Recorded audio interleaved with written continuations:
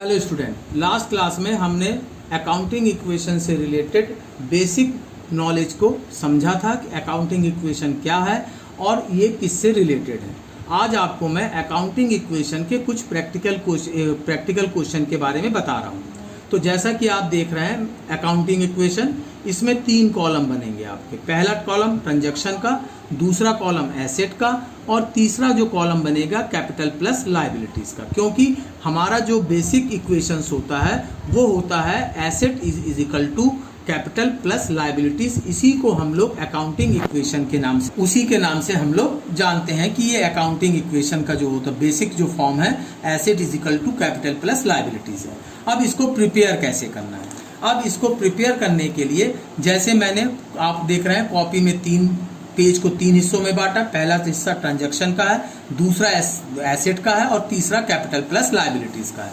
Capital plus liability का जो area है मैंने थोड़ा छोटा बनाया है और एसेट को थोड़ा लार्ज कर दिया, क्योंकि एसेट में कई हेड्स होते हैं और कैपिटल में उतने, लायबिलिटीज पे उतने नहीं होते हैं।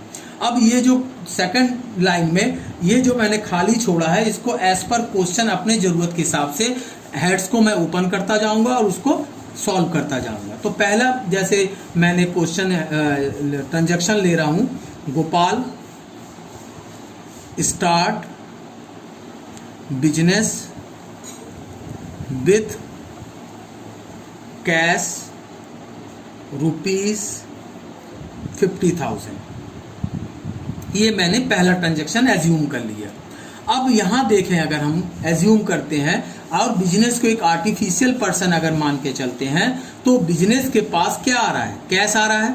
और जैसे कि मैंने आपको लास्ट क्लास में बताया था, कैश क्या होता है? हमारी एसेट होती है, यानी कैश में 50,000 रुपए आ गए। अब बारी आती है राइट हैंड साइड की, जहां कैपिटल प्लस लायबिलिटीज लिखा है। अब मैंने ये भी बताया था कि जब हम बिजनेस स्टार्ट करते हैं और उसमें जो भी मटेरियल, पैसा, बिल्डिंग, लैंड कुछ भी इन्वेस्ट करते हैं, इंट्रोड्यूस करते हैं, तो वो किस में कन्वर्ट हो जाता है? कैपिटल में। दैट मीन्स कैपिटल भी कितने की हो जाएगी? 50,000 की। तो left hand side asset, right hand side capital plus liabilities, दोनों क्या हो गए? बराबर हो गए 50,000 से। अब ये फर्स्ट ट्रांजैक्शन मेरा कंप्लीट हो गया, इसको मैं लाइन खींच के क्लोज कर दूंगा। अब मैं सेकंड कंडीशन लूंगा, परचेज गुड्स ₹10,000। अब बिजनेस ने क्या किया? 10,000 का गुड्स खरीदा। तो गुड्स क्या है? हमारा एसेट है, हमारे पास माल आया जिसको हम लोग यहाँ पे स्टॉक वर्ड से बुलाएंगे। तो कितने का स्टॉक आया? 10,000 का। मगर मैंने जब पैसे से माल खरीदा तो मेरे पास से क्या जाएगा? कैश जाएगा। तो 10,000 रुपए कैश से क्या हो जाएगा? माइनस हो जाएगा। तो आपका कैश कितना बचेगा? 40,000। और स्टॉक कितने से इंक्रीज हो गया? 10,000 से।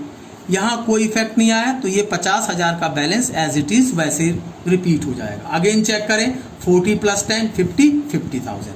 जैसे मैंने बताया था कि बोथ साइड का जो बैलेंस होता है, सम होता है, वो इक्वल होता है, तो बराबर हो गया। अब मैं तीसरी एंट्री ले लूं, परचेज गुड्स फ्रॉम राम ₹15,000। अब मैं राम से माल खरीद रहा हूं। पहले सेकंड कंडीशन में मैंने किसी नाम को मेंशन नहीं किया, दैट मीन्स ये कैश ट्रांजैक्शन है। मगर थर्ड कंडीशन में मैंने राम का नाम यूज किया है। इसका मतलब जहां नाम आ गया, मतलब मैं उधार माल खरीद रहा हूं। अब अगर मैं उधार माल खरीद रहा हूं तो मेरे पास स्टॉक इंक्रीज करेगा कितने से? जितना का माल खरीदा, 15,000 का। अब मैंने चूंकि यहाँ उसको पैसा तो दिया नहीं, मतलब उधार खरीदा। जब उधार माल खरीदते हैं तो उसको हम लोग यहाँ पे क्रेडिटर के नाम से बुलाते हैं। क्रेडिटर का मतलब जिनसे हम बिजनेस वे में उधार माल खरीदते हैं। तो कितने का माल खरीदा? 15,000 का, यानी मेरी उधारी बाजार में 15,000 से बढ़ गई। यहाँ कैश में कोई चेंजेस आया? नहीं आया। यहाँ स्टॉक कितने का हो गया? 25,000 का। यहाँ कैपिटल में कोई चेंजेस नहीं है। और क्रेडिटर मेरे कितने का हो गया? 15,000 का। यानी अगर सम करें 40 and 25 65, 50 and 15 कितना हो गया आपका 65, यानी अगर एक साइड इंक्रीज कर रहा है तो अदर साइड भी क्या कर रहा है, इंक्रीज कर रहा है।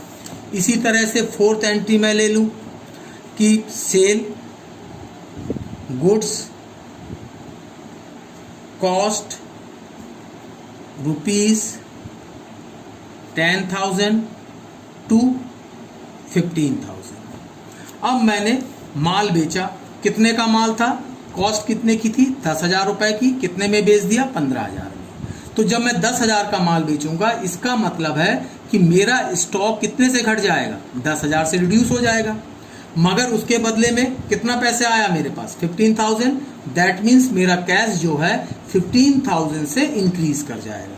तो अब कैश कितना हो गया, 55,000। स्टॉक अब कितना बचेगा मेरे पास, 15,000 का स्टॉक बचेगा।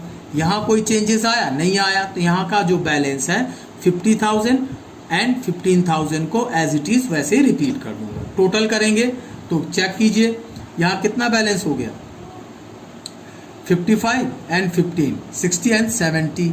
यहाँ पे कितना हो गया आपका 50 प्लस 15 कितना हो गया 65।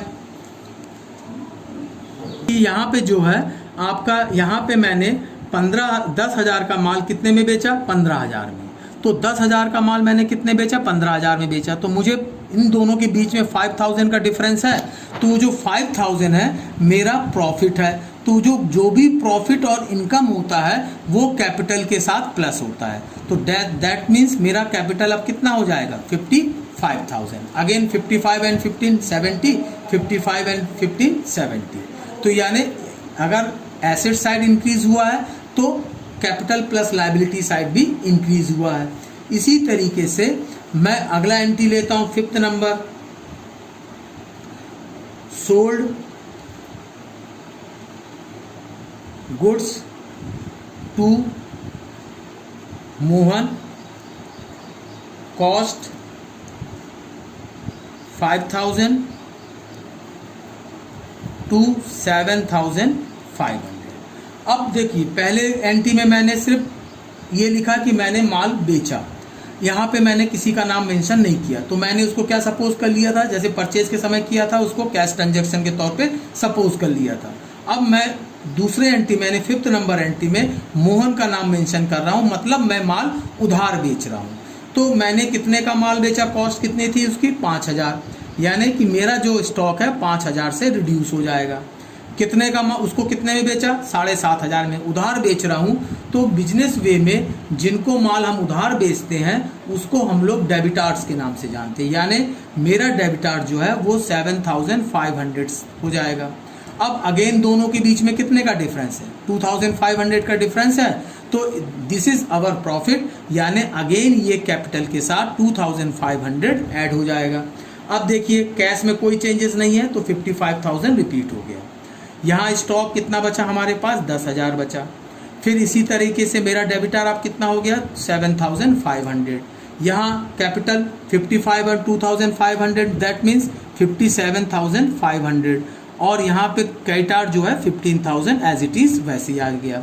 अब देखें अगर टोटल करके तो अगेन सेम वही आएगा, 55 10 65, 65 और 7 72,500। यहाँ भी 57,500 प्लस 15,000 तो 72,500, यानी बोथ साइड जो है वो इक्वल आ गया।